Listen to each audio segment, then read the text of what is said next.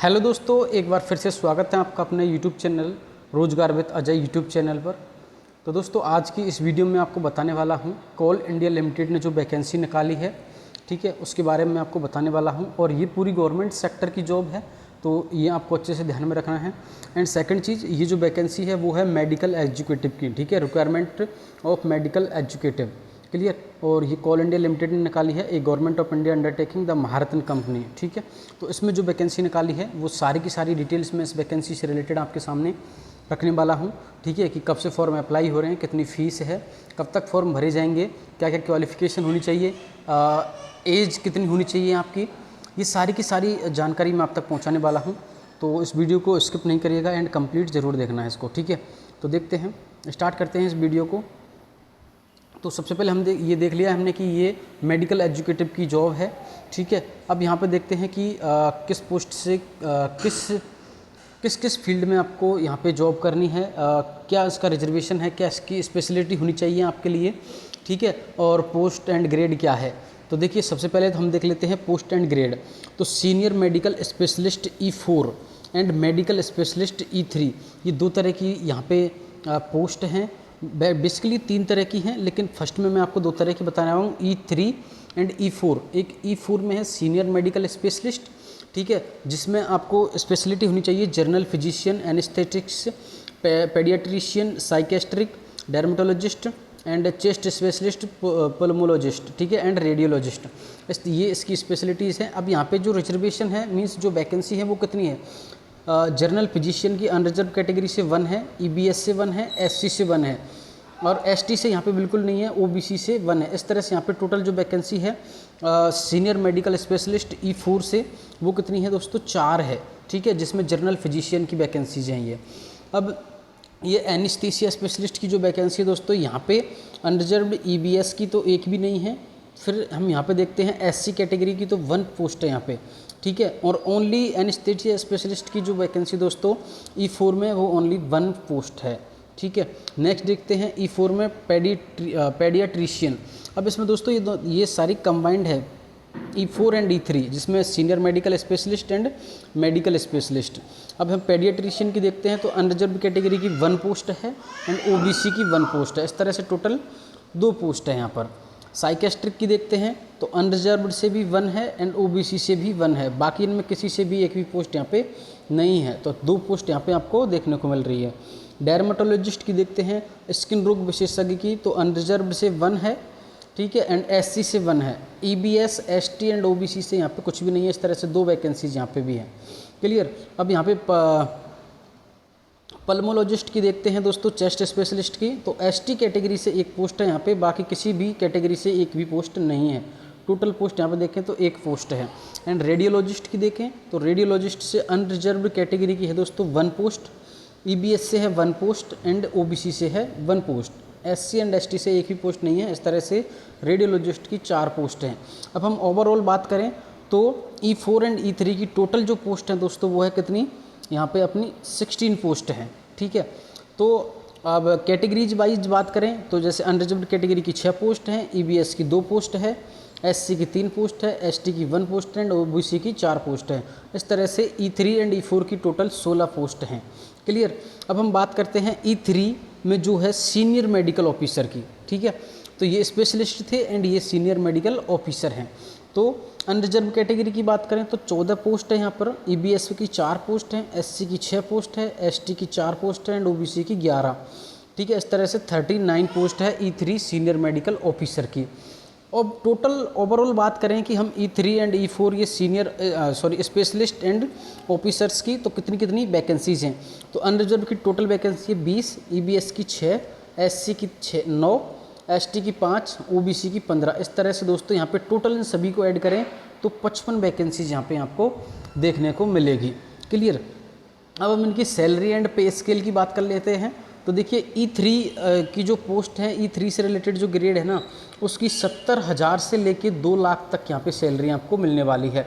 E3 की बात करें तो 60,000 से लेके 1,80,000 तक आपकी सैलरी यहाँ पे रहने वाली है। अब स्टार का मतलब है दोस्तों कम ज़्यादा इसमें कुछ हो सकता है। एंड E3 ऑफिसर्स की बात करें तो 60,000 से लेके 1,80,000 तक यहाँ पे भी आपको सैलरी मिलने वाली है। तो ये इसका पे स्केल एंड सैलरी का जो रिलेटेड इशू था वो है, ठीक है। अब ये आई थिंक आपको ये समझ में आ गया होगा कि हमने किस तरह से इसको डिफाइन कर रखा है, क्लियर। अब यहाँ पे देखते हैं हम नेक्स्ट चीज़, ये पीडब्ल्यू कैंडिडेट की दोस्तों हैंडीकैप्ड की 2, ओआरएस कैटेगरीज की 2, इस तरह से टोटल पीडब्ल्यू कैंडिडेट्स की भी यहाँ पे 4 पोस्ट आपको देखने को मिल लगी। अब नेक्स्ट चीज़ हम देखते हैं दोस्तों यहाँ पे कि फॉर्म कब से स्टार्ट हो रहे हैं और कब तक भरे जाएंगे। तो देखिए date, opening date receipt for of applications, तो 23 सितंबर से फॉर्म स्टार्ट हो रहे हैं and last date for applications तो 22 अक्टूबर तक फॉर्म यहाँ पे भरे जाएंगे। लगभग 30 डेज ये फॉर्म चलने वाले हैं, तो आपको लास्ट डेट का इंतज़ार किए बिना ही पहले ही ये फॉर्म आपको अप्लाई कर देना है, क्लियर। तो ये आपकी इंपॉर्टेंट जो डेट थी वो हो गई है। आई थिंक यहाँ पे कुछ ऐसी समझाने वाली बात है नहीं। एंड अब यहाँ पे हम जो चीज़ देखते हैं वो है एलिजिबिलिटी क्राइटेरिया, कि कौन कौन सी आपकी एलिजिबिलिटी क्राइटेरिया है जो आपको कंपलसरी है होना, अगर वो नहीं है तो आपके इसमें फॉर्म अप्लाई नहीं कर सकते। तो देखते हैं क्या है इसकी एलिजिबिलिटी क्राइटेरिया। तो सबसे पहले E4 ग्रेड की देखते हैं। तो E4 ग्रेड में आपको क्या करना है दोस्तों, मिनिमम क्वालिफिकेशन आपको MBBS होनी चाहिए किसी भी रिकॉग्नाइज्ड इंस्टीट्यूट से, मेडिकल काउंसिल ऑफ इंडिया से, है ना, और 3 ईयर पोस्ट क्वालिफिकेशन एक्सपीरियंस भी होना चाहिए E4 के लिए, ठीक है। एक तो MBBS डिग्री होनी चाहिए आपके पास और 3 ईयर पोस्ट क्वालिफिकेशन एक्सपीरियंस भी होना चाहिए, ठीक है। ये चीज़ आपको E4 के लिए है, E4 ग्रेड के लिए है। एंड E3 के लिए, E3 जिसमें मेडिकल स्पेशलिस्ट है एंड जो E3 ग्रेड है उसमें मेडिकल ऑफिसर है, इनके लिए आपको ज़्यादा कुछ करने वाली बात नहीं है। इन दोनों की जो एलिजिबिलिटी क्राइटेरिया है वो लगभग सेम सा ही है। MBBS होनी चाहिए आपके पास, ठीक है। एंड E3 जो मेडिकल ऑफिसर ग्रेड है उसके लिए भी आपको क्या होना चाहिए, किसी भी रिकॉग्नाइज्ड यूनिवर्सिटी से एक क्या होना चाहिए आपके पास, MBBS होनी चाहिए, और इसमें भी MBBS होना चाहिए, ठीक है। बट इसमें जो चीज़ ध्यान रखने वाली है ना दोस्तों, इसमें आपको ध्यान रखना है post graduate diploma is also considered as one of the minimum eligible qualification, ठीक है। तो पोस्ट ग्रेजुएट डिप्लोमा भी आपको इसमें कंसीडर किया जाएगा, मतलब ये भी आपको ध्यान रखना है। बाकी MBBS आपको कंपलसरी है इन सभी में, क्लियर। अब ये इसकी एलिजिबिलिटी क्राइटेरिया हो गई। अब देखते हैं हम इसकी एज लिमिट, ठीक है। तो एज लिमिट देख लेते हैं। एज लिमिट में आपको क्या देखना है कि senior medical specialist E4 grade के लिए आपको 42 साल होना चाहिए, is 42 years for general and unreserve category. अब ये अनरिजर्व एंड जनरल कैटेगरी का दोस्तों कितना ईयर होना चाहिए, 42, ठीक है। इससे ऊपर होना चाहिए, देखिए यहाँ पे upper age limit for unreserve category, ठीक है, इससे ऊपर का होना चाहिए अनरिजर्व कैटेगरी, ठीक है, जनरल एंड अनरिजर्व के लिए।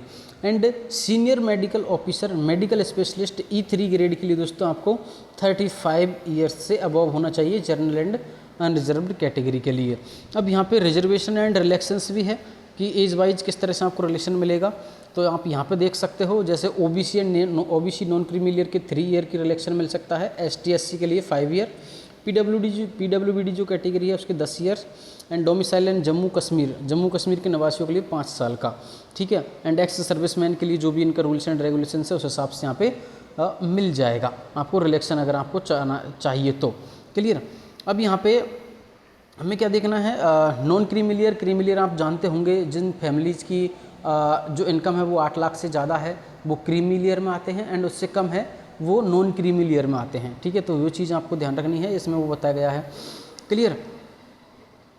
अब नेक्स्ट चीज़ देखनी है कि इसको अप्लाई कैसे करना है। अब यहाँ पे अप्लाई करने वाली बात ही दोस्तों बहुत इंपॉर्टेंट है, ठीक है, क्योंकि इसको नहीं समझा तो आप चाहे आपके पास सभी डिग्री है, सभी तरह से आप एलिजिबल हो, लेकिन फिर भी आप इसका एग्ज़ाम में बैठने से, इसकी जॉब पाने से वंचित रह सकते हो। क्योंकि इसका रीज़न ये है कि ये जो फॉर्म फिलिंग है ना, ये ऑनलाइन नहीं है, ठीक है, इसकी फॉर्म फिलिंग ऑनलाइन नहीं है। ये क्या है, ओनली आपको क्या करना है, इसको स्पीड पोस्ट से करना है, ठीक है, स्पीड पोस्ट होगा।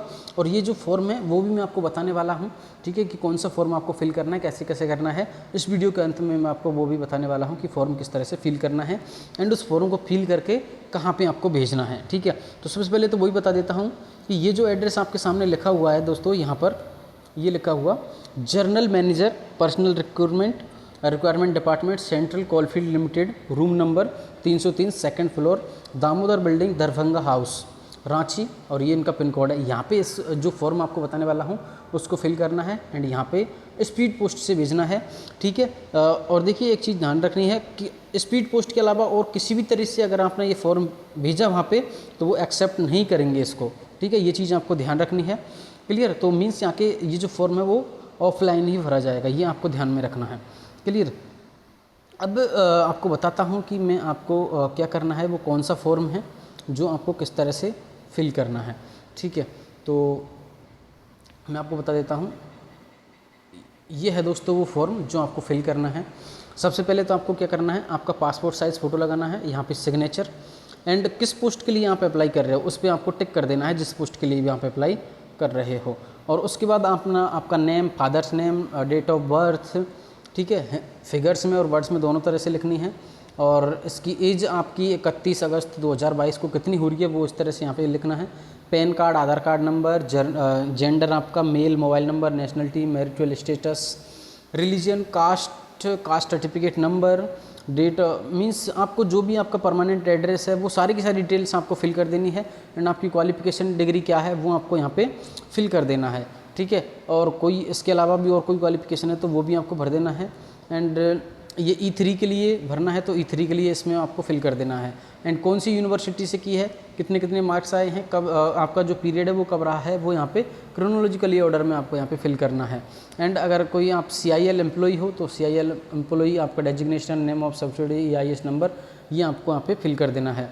अगर आपके ऊपर कोई भी केस हुआ है, FIR दर्ज वगैरह हुई है तो वो भी आपको यहाँ पे फिल कर देना है। कौन सी धारा के अंतर्गत हुआ है, कौन सी IPC थी, उसके भी नंबर यहाँ पे लिख देना है। अगर नहीं है तो आप नो पे यहाँ पे क्लिक कर सकते हो। क्लियर। तो ये सारी चीज़ें आपको फिल करनी है। एंड ये जो मैंने एड्रेस आपको बताया है, इस एड्रेस पे आपको इसको सेंड कर देना है अपने सेल्फ अटेस्टेड करके। ठीक है, ये एड्रेस मैं आपको एक बार फिर से बता देता हूँ। ये एड्रेस है दोस्तों, ये एड्रेस है, इस पर आपको सेल्फ अटेस्टेड करके, देखिए यहाँ पे लिखा हुआ है बिल्कुल, will be required to send duly filled application form and advance copy in format with self attested copy. ठीक है, और इनकी एक एक कॉपी आपके पास भी रख लेनी है।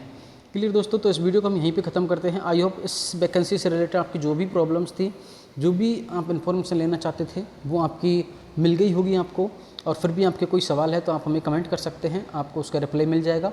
और इस वीडियो को हम यहीं पे ख़त्म करते हैं। पसंद आई हो तो इस वीडियो को लाइक एंड शेयर करिए। एंड रोजगार विद अजय चैनल को आपको सब्सक्राइब करना है ऐसी ही महत्वपूर्ण वीडियो रोजाना पाने के लिए। Okay guys, bye.